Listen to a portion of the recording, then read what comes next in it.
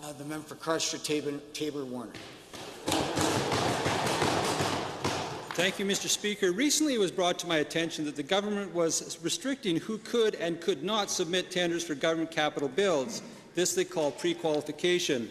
In my riding, a reputable local builder of provincial public facilities known for excellent quality and on-time project completion was told they would not even be able to build or bid on the government tender. Can the Minister of Infrastructure confirm for this House if this is happening or not? The Honourable Minister of Infrastructure. Mr. Speaker, it's not my practice to talk about individual contract bids in the Assembly. I can assure the honourable member, however, that the process was fair and all the bids were evaluated properly. I've asked the department to confirm that for me, and I believe it to be true, Mr. Speaker. First supplemental. Mr. Speaker, when the tender process is not open to all bidders, the government runs the risk of allowing price fixing. Given that this is the practice where a small group of contractors who were permitted to bid on a job add in an amount onto each of their bids, and then the company who gets the bid distributes and adds the amount to each of the other unsuccessful bidders, to the Minister, how can you be sure that by restricting the companies who can bid on a job, you are not opening up the Alberta taxpayer for price fixing? Honourable Minister. I want to thank the honourable member for explaining the basics of this to me, Mr. Speaker.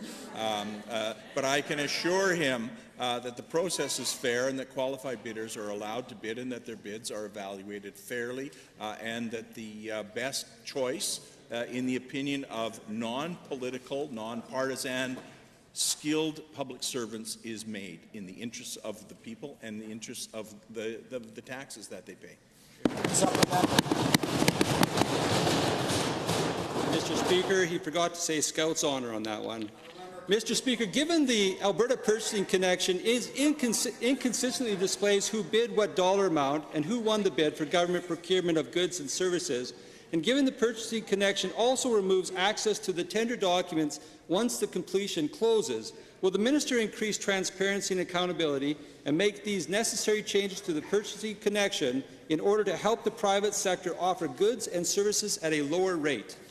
The Honourable Minister. Thank you very much, Mr. Speaker. Well, I can tell the honourable member and I can tell the House that we are in the process of revising and updating the procurement process across government, Mr. Speaker.